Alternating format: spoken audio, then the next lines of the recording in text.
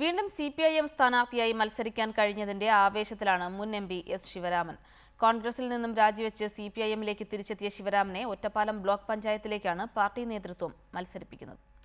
പാർട്ടിയിൽ നിന്നും വഴിപിരിഞ്ഞ് കോൺഗ്രസിലേക്ക് പോയ ശിവരാമൻ 5 വർഷത്തിന് ശേഷം തിരികെ എത്തിയപ്പോഴും ഒരു പരിഭവവും കാണിക്കാതെയാണ് CPIM ശിവരാമനെ മത്സരിപ്പിക്കുന്നത്. ഒറ്റപ്പാലം ബ്ലോക്ക് പഞ്ചായത്ത് അകലൂർ ഡിവിഷനിലാണ് ശിവരാമന്റെ പോരാട്ടം. ഏറെക്കാലം പാർട്ടിയോട് അകന്നു നിൽക്കേണ്ടി വന്നെങ്കിലും തിരികെ എത്തിയപ്പോൾ ആ പിണക്കമൊന്നുമില്ലാതെ പ്രവർത്തകരും കൂടെയുണ്ട്. അതുകൊണ്ട് തന്നെ തികഞ്ഞ ആത്മവിശ്വാസത്തിലാണ് മുൻ MP കൂടിയായ ശിവരാമൻ. പാർട്ടി വിട്ടാലും ഞാൻ ഇവിടുത്തെ പാർട്ടി സൈക്കിളായിട്ട് അപ്പോഴാണ് ബന്ധം കീപ്പ് ചെയ്തിരുന്നു. പേഴ്സണലായിട്ടുള്ള ബന്ധം ഇവിടെ ഞാൻ അവരായിട്ട് ഒരു പ്രശ്നത്തിൽ നിന്നിട്ടില്ല. അതുകൊണ്ട് തന്നെ അതിൻ്റെ ഒരു സന്തോഷം, അതിൻ്റെ ഒരു സ്നേഹം അവരുടെ മുഖത്തുണ്ട്.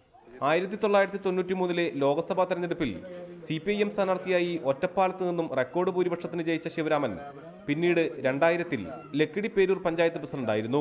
2010-ലാണ് CPIM-നോട് പിണങ്ങി മാറുന്നത്.